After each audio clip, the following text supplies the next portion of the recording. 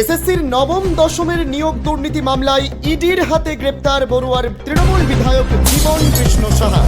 কলকাতায় নিয়ে আসা হচ্ছে তাকে। প্রথমে সল্টলেকের সিজিও কমপ্লেক্সে আনা হবে জীবন কৃষ্ণ সাহাকে, তারপর আজই ব্যাংকশাল আদালতে পেশ করা হবে তাকে।